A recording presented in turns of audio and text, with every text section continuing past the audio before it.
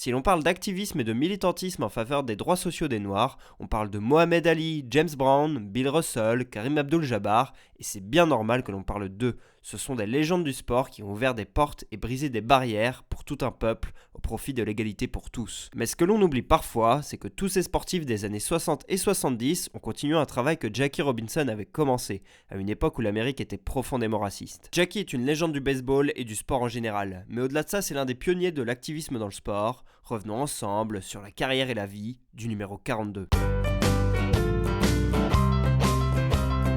Jack Roosevelt Robinson naît le 31 janvier 1919 en Géorgie, un état du sud des États-Unis. Il grandit dans une famille de métayers, c'est un métier qui consiste à s'occuper d'une ferme ou de terres qui appartiennent à un propriétaire. La famille Robinson paie un loyer à un homme aisé qui détient de nombreuses terres. Le métier de métayer était donc assez précaire. Il était réservé à l'époque aux Afro-Américains ou aux Blancs les plus pauvres. Depuis les années 60, la pratique a disparu aux États-Unis, comme en Europe. Quelques mois après la naissance de Jack, le père Robinson quitte le domicile familial, ce qui pousse Mally, la mère de Jack, à déménager. C'est à Pasadena en Californie que le futur Dodger grandira, dans un quartier difficile. Entouré d'une population blanche, Jackie subit le racisme en vigueur à l'époque et se retrouve mêlé à de nombreuses bagarres. Grâce à son ami Carl Anderson et à certains membres des autorités, Jackie reste cependant dans le droit chemin. Il étudie correctement et est très vite repéré grâce à son corps d'athlète. Ses qualités semblent génétiques puisque son grand frère Matthew, dit Mac, est vice-champion olympique du 200 mètres lors des Jeux olympiques de Berlin en 1936. Il s'incline derrière un certain Jesse Owens mais fait partie des athlètes afro-américains qui remportent une médaille devant les yeux d'Hitler. Jackie quant à lui a plus de mal à choisir un sport. Que ce soit au lycée John Muir ou à l'université de Pasadena, il est tour à tour running back en football, meneur de jeu en basket et receveur en baseball. Il fait même des compétitions d'athlétisme et des tournois de tennis. Notre jeune Jackie n'arrive pas à choisir un sport, il est bon partout. En 1939, il rejoint la plus grande université sportive des États-Unis, UCLA. Il devient à cette occasion le premier étudiant de l'université à avoir non pas une, mais 4 lettres de recommandation. Ces lettres permettent d'accéder à un programme sportif de l'université. Robinson va alors pratiquer plusieurs sports. Lors de son passage à UCLA, c'est étonnamment au baseball qu'il se distingue le moins. Il est champion universitaire de tout le pays en 100 longueur et bat le record de la région. Il est meilleur scoreur de sa région en basket et également le meilleur coureur en football. Mais en baseball, ses performances sont largement moins flamboyantes. Surprenant quand on connaît la suite de la carrière du bonhomme. Personnellement, je me demande comment Jackie faisait pour concilier toutes ses activités et toujours réussir à être au top physiquement pour performer. Et en plus de ça, il trouve le temps à l'université de rencontrer la femme de sa vie, Rachel, avec qui il se mariera en 1946. Alors que le chemin vers la diplomation semblait acquis, Robinson va devoir arrêter ses études pour travailler quelque temps à la National Youth Association, un organisme créé par l'État américain qui permet à des jeunes de travailler sur des missions très variées. Après cette première expérience professionnelle, Jackie s'envole en 1941 pour Honolulu à Hawaï, où il joue dans une équipe de football semi-professionnelle. Après une saison où ses performances ne passent pas inaperçues, Robinson prévoit de retourner sur le continent. Alors qu'il se trouve en pleine mer sur le bateau du retour, l'île hawaïenne est attaquée par les Japonais, c'est la tristement célèbre attaque de Pearl Harbor. Pour rappel, ce sont ces attaques qui ont poussé les États-Unis à se venger et à envoyer des bombes atomiques au Japon. Le moins que l'on puisse dire, c'est que le timing était parfait pour notre athlète, et il le sait. Impacté par cette attaque, Robinson va vouloir s'engager dans l'armée américaine. Mais au début de la guerre, voir un homme noir dans l'armée est inconcevable pour les Américains. Les quelques Afro-Américains qui ont eu la chance d'être acceptés se retrouvent à réaliser les missions dont aucun blanc ne veut. Autant vous dire que le front est bien loin pour ces hommes. Face à la guerre qui prend de l'ampleur et au projet de débarquement des Américains, le pays se retrouve obligé d'intégrer des Noirs dans ses rangs. Le 3 avril 1942, Jackie Robinson rentre officiellement dans l'armée américaine. Il ira au Kansas dans un camp militaire afin d'y être formé. C'est là-bas qu'il croisera en chemin l'un des plus grands sportifs de l'histoire, la légende de la boxe, Joe Louis. Entre les deux hommes, une amitié va naître. Elle sera inspirante pour Jackie qui, rappelons-le, a grandi sans père. Aux côtés du bombardier brun qui est 5 ans plus âgé que lui, Jack trouve un grand frère et une figure masculine. C'est d'ailleurs Joe Louis qui va lui inspirer son premier acte de militantisme 2 ans plus tard. Mais avant ça, Robinson devient officier en 1943 en forçant la main à l'école d'officiers qui était auparavant inaccessible pour les Noirs. Jackie est alors censé se diriger vers l'Europe pour combattre, mais une cheville douloureuse va retarder son départ. Pendant plus de 6 mois, il va rester à San Antonio au Texas pour se soigner. Et le 26 juin 1944, c'est le grand jour pour le Californien, Il est jugé apte à partir en guerre. Dans les jours qui suivent, les noms de Joe Louis et Sugar Ray Robinson font grand bruit au sein de l'armée. Ce n'est pas leur exploit sur le ring qui s'ébruite, mais leur rébellion face à la ségrégation en place. Les deux hommes refusent chacun leur tour de s'asseoir au fond d'un bus, alors réservé aux Noirs. Ils veulent pouvoir s'asseoir devant, sur les places réservées aux Blancs. Jackie Robinson suivra ce mouvement le 6 juillet 1944 et cela anéantit ses chances de partir en guerre. Il se voit arrêté et emprisonné par l'armée dans l'attente de son procès en loi martiale. Pour rappel, la loi martiale concerne tout ce qui touche à l'armée. Il se retrouve dans cette cour puisque c'est dans un bus de l'armée qu'il réalise cet acte de bravoure, mais pas considéré comme tel à l'époque. Heureusement, Jackie obtient justice le 2 août quand il est acquitté. Cette fois-ci, c'est bon. Robinson s'en va en Europe. Il rejoint en octobre le 761e Tank Battalion, surnommé Black Panther, en raison de ses soldats noirs. Jackie les rejoint après le débarquement à Omaha Beach, mais ne restera pas longtemps. Dégoûté par la discrimination en place, il quitte l'armée un mois après son arrivée, le 28 novembre 1944. Après avoir quitté l'armée, Jackie Robinson rentre aux États-Unis et doit se réintégrer dans la société. Pour ce faire, il ira au Texas coacher l'équipe de basket de l'université d'Austin. Mais à peine arrivé, Jack se fait approcher par les Monarchs de Kansas, une équipe évoluant en Negro League. Et oui, vous avez bien entendu, les Negro League, comme son nom l'indique, sont des ligues de baseball réservées aux Afro-Américains. Depuis 1887, aucun joueur noir n'évolue en MLB, la ligue majeure de baseball. Il n'y a pas de règle officielle interdisant aux Noirs de jouer dans la ligue, mais un gentleman agreement, une sorte d'accord oral à l'amiable entre tous les propriétaires. Depuis près de 60 ans, si un Afro-Américain veut jouer au baseball, il subit la ségrégation en place. Robinson rejoint alors l'équipe afro-américaine du Kansas pour la saison 1945. Il devient directement l'un des plus grands talents du pays, des dizaines de recruteurs s'intéressent à lui et viennent le voir jouer, il est trop fort. À la fin de cette belle année 1945, après avoir été approché par les Red Sox, c'est au tour des Dodgers de Brooklyn de s'intéresser à la pépite Robinson. Alors en Ligue majeure, les Dodgers ne sont pas censés avoir d'Afro-Américains dans leur rang. Malgré tout, Branch Rickey propose à Jackie de rejoindre l'équipe. Il prévient le joueur des commentaires racistes et de la haine qui se déverseront sur lui, mais bien entendu, Robinson accepte et signe un contrat avec la franchise. Néanmoins, Rickey voit que le jeune Jack doit encore parfaire son jeu. Il décide de le faire jouer pour les Royaux de Montréal pour la saison 46. C'est une équipe qui évolue alors dans une ligue mineure, elle est affiliée aux Dodgers qui envoient leurs jeunes à potentiel. Et à Montréal, Robinson il subit le racisme comme Rickey l'avait prévu. Le coach demande même au manager si c'était une bonne idée d'intégrer un noir dans l'équipe. Il interroge Rickey, est-ce que les noirs sont vraiment des êtres humains ? Quand on entend ça 80 ans après, il y a de quoi être scandalisé, mais à l'époque c'était la norme. Toujours est-il que Little Jack est prêt à devenir grand. La saison 1946 sera celle de son explosion. Premier match, premier home run pour Jackie qui démontre que son talent peut s'exporter dans n'importe quelle ligue. À la fin de la saison, les Royaux finissent champions de la Ligue internationale, portés par leur star afro-américaine.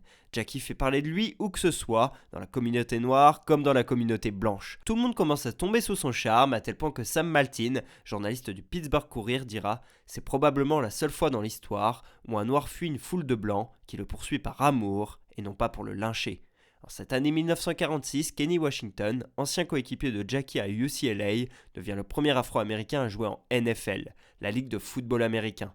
Cela va donner des idées à Robinson et aux propriétaires des Dodgers, Branch Rickey. Il est temps pour eux de changer le monde. Après cette belle saison 1946 dans l'équipe réserve des Dodgers, Jackie doit trouver une source de revenus pour passer l'hiver, avant peut-être de se voir offrir un contrat professionnel par Branch Rickey pour la saison 47. Jackie décide alors de jouer pour une équipe semi-professionnelle de basket, mais dès janvier 1947, il quitte les Red Devils de LA en raison d'une blessure. De toute façon, le printemps arrive, et il est temps pour Jackie de se remettre en forme et de reprendre le baseball. À ce moment, les Dodgers se sont inclinés en World Series en 1941, la grande finale du championnat. Depuis, l'équipe de Brooklyn a eu beaucoup plus de mal à être compétitive. Il s'arrête constamment plutôt en play-off. Branch Rickey, manager des Dodgers, est prêt à tout pour que son équipe retrouve les sommets et devienne championne du monde pour la première fois de son histoire. Il décide alors de briser l'accord que s'étaient fait les managers des franchises en 1887, en faisant signer un contrat professionnel à Jackie Robinson. Tout juste 60 ans après le Gentleman Agreement, un Afro-Américain a de nouveau l'opportunité de jouer en Ligue majeure. Ce n'est pas une simple signature à laquelle on assiste, mais un moment d'histoire. Quelques jours plus tard, le 11 avril 1947, Jackie Robinson porte pour la première fois la tunique Dodger lors d'un match de préparation face aux Yankees. Le 15 avril, il joue son premier match officiel en Ligue majeure. Ça y est, c'est fait. Après 60 ans de ségrégation, un Afro-Américain à jouer en Ligue majeure. Au bout d'une semaine de compétition, Jack s'impose comme un titulaire indiscutable. Il fait lever les foules lors de son déplacement à Harlem, un quartier majoritairement noir dans lequel jouent les Giants. Très vite, Jackie devient une star nationale pour le peuple afro-américain. Il devient aussi l'un des meilleurs joueurs du championnat. Mais tout n'est évidemment pas rose. On est en 1947 et beaucoup d'Américains ne sont pas prêts à voir un noir dominer dans le sport national. Durant la saison, les altercations entre Jackie Robinson et des adversaires sont multiples. Mais Jackie il garde son calme et ne répond quasiment jamais aux provocations et aux insultes. S'il veut perdurer en Ligue majeure, l'ignorance est ce qu'il y a de mieux à faire. Heureusement, il peut compter sur le soutien de quelques hommes. Déjà, ses coéquipiers le défendent. Pinwiz, en chef de file, le prend par l'épaule lors d'un déplacement à Boston pour montrer son soutien. Le Sporting News, considéré comme la référence en matière de baseball, apporte sa solidarité à Jackie en dénonçant les insultes racistes. De son côté, Walter Winchell, commentateur pour la radio, dira lors d'un direct « Ceux qui ne veulent pas être sur le même terrain de baseball que Jackie Robinson n'appartiennent pas au même pays que lui. » Robinson fait grand bruit pour sa couleur de peau, mais si l'on parle autant de lui, c'est parce que ses performances sont excellentes. À la fin de la saison régulière, le journal Sporting News l'élit meilleur rookie de l'année et il termine 5e au classement du meilleur joueur du championnat. Grâce à ses home runs, Jackie emmène les Dodgers jusqu'au World Series. Fin septembre, toutes les États-Unis sont tournés vers ces finales qui seront malheureusement remportées par les Yankees 5-2. Jackie n'a pas gagné, mais Jackie a brisé une barrière. Branch Rickey et lui ont mis fin à la ségrégation dans le baseball. D'ailleurs, on parle beaucoup de Jackie Robinson, mais il ne faut vraiment pas oublier le manager des Dodgers. À part lui, personne n'était prêt à ouvrir la porte à un joueur noir. La ségrégation aurait pu durer plus longtemps encore, et l'histoire aurait été bien différente pour les États-Unis. Après la mort de Rickey dans les années 60, Jackie Robinson dira « Je pense réellement qu'en cassant la barrière de la couleur dans le baseball, notre sport national, il a plus fait pour les Noirs que n'importe quel autre homme blanc depuis Abraham Lincoln. » Jackie Robinson a joué 10 ans en MLB, de 1947 à 1957. Sur ce laps de temps, il remporte 6 fois la Ligue américaine, ce qui lui permet de jouer 6 fois les World Series. Mais son bilan n'est pas très bon avec les Dodgers puisqu'il n'a remporté qu'une seule fois les finales, c'était en 1955, l'année de la consécration pour lui. Jackie a été Rookie de l'année, 6 fois All-Star et une fois MVP de MLB, ce qui fait de lui l'un des meilleurs joueurs de l'histoire du baseball. C'est logiquement qu'il rejoint le Hall of Fame de la MLB en 1962. Au-delà de ses succès sportifs, ce que l'on peut retenir de sa carrière, c'est son engagement pour sa communauté. Au début de sa carrière, la pression était immense sur ses épaules. Il était le seul joueur noir de la ligue, chacun de ses faits et gestes était scruté, les insultes étaient courantes. Heureusement, peu après lui, d'autres joueurs afro-américains ont rejoint la ligue, comme Roy Campanella et Don Newcombe, deux coéquipiers de Jackie aux Dodgers. Petit à petit, toutes les équipes ont fini par avoir un joueur noir dans leur effectif. Même si certaines ont attendu la fin des années 50 pour s'y mettre, comme les Red Sox de Boston, qui sont les derniers à avoir fait jouer un afro-américain dans leur rang, c'était Elijah Green, le 21 juillet 1959. Avec cette avancée majeure, Jackie Robinson a aussi milité pour des salaires en fonction du niveau de jeu et non de la couleur de peau. C'est ainsi qu'il signe en 1949 un contrat de 17 500 $ avec les Dodgers. Aujourd'hui, ça paraît vraiment ridicule, mais à l'époque, ça faisait de lui l'un des joueurs les mieux payés de l'équipe. L'année suivante, en 1950, son contrat est doublé pour atteindre les 35 000 $. Il est alors le joueur le plus rémunéré chez la franchise de Brooklyn. Dans le même temps, Jackie multiplie les interventions dans la presse. Il anime 2 émissions télé pendant l'hiver, période sans match de baseball, puisque la saison se joue de mars à octobre environ. En 1950, il joue même son propre rôle dans le film The Jackie Robinson Story. Ça parle de l'arrivée dans la ligue de Jackie, une œuvre ô combien importante pour raconter à tout le monde son histoire. À ce moment, Jackie est l'une des personnalités les plus célèbres et les plus appréciées des États-Unis, à tel point qu'il devient en 1950 le premier homme noir à faire la une du magazine Life. On peut se demander si la retraite de Jackie a été choisie ou plutôt subie. À la fin de la saison 1956, Walter O'Malley, propriétaire des Dodgers depuis 1950, décide de transférer Robinson aux Giants. Les fans de Brooklyn se sentent trahis par leur propriétaire et le seront encore plus quand l'année d'après, ce même O'Malley décide de déménager la franchise à Los Angeles. Pour ce qui est de Jackie, à l'hiver 1956, il est censé négocier son contrat avec les Giants pour la saison 57. Mais Jackie ne trouve pas de terrain d'entente avec l'autre franchise de New York. Le 5 janvier 1958, il annonce sa retraite, alors que son niveau de jeu lui aurait permis de jouer quelques années de plus. Il évoque vouloir arrêter au top et ne pas avoir envie de devenir un joueur de rotation. On ne saura jamais si sans ce transfert, Jackie aurait continué ou non de jouer. Dans tous les cas, on n'a jamais vu avec un autre maillot que celui des Dodgers. Alors que les 60s approchent, Jackie envisage de devenir entraîneur en MLB, mais personne ne lui propose de poste. Il devient alors le vice-président de Chock Full of Nuts, une chaîne de café très célèbre à l'époque, que l'on peut comparer au Starbucks actuellement.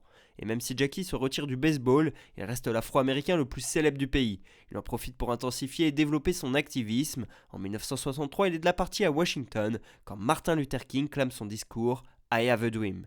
Proche du pasteur pendant de longues années, il se détachera de lui en 1967 quand MLK milita contre la guerre du Vietnam. Selon Robinson, ce n'était pas son combat, il fallait déjà s'occuper des problèmes internes au pays. Malgré le désaccord entre les deux hommes, leur respect est mutuel. Après l'assassinat du King, Robinson déclara « Il est le plus grand leader du XXe siècle ». Au début des années 70, Jackie connaît de graves problèmes de santé, son diabète est inquiétant et sa vue baisse au point de devenir presque aveugle. Il décède le 24 octobre 1972 à seulement 52 ans. 9 jours après avoir assisté au World Series, il subit un infarctus qui lui est fatal. Son décès intervient dans l'ambulance qui le transportait de chez lui à l'hôpital. Il est enterré à Brooklyn, la ville dans laquelle il a marqué l'histoire. Pour comprendre la situation et les problèmes actuels, il est important de connaître son histoire. Depuis 1972, Jackie Robinson continue de vivre à travers sa légende, les hommages et les histoires que l'on raconte. La MLB a su mettre en avant Jackie puisque depuis 1997, plus aucun joueur de baseball ne peut porter le numéro 42. En 2004, à l'occasion du 60e anniversaire de son premier match en MLB, le 15 avril devient le Jackie Robinson Day. Depuis, lors de cette journée, tous les joueurs, arbitres et managers portent le numéro 42 en son honneur. La vie de Robinson a inspiré le cinéma également. En 1996, La couleur du baseball raconte son arrivée dans la ligue et en 2013, Chadwick Boseman interprète Jackie dans le film 42. Son université UCLA l'a honoré en nommant son stade de baseball le Jackie Robinson Stadium et à Montréal où il a joué une saison, une statue de lui est visible. À travers tous ces honneurs, cela permet aux plus jeunes de connaître l'histoire de Jackie Robinson, une histoire que je suis heureux de vous avoir raconté. Pour terminer cette vidéo, je vous laisse sur l'épilogue de l'autobiographie qu'a écrit Jackie Robinson, une phrase qui est présente sur sa tombe. Une vie n'est pas importante excepté par l'impact qu'elle a sur d'autres vies.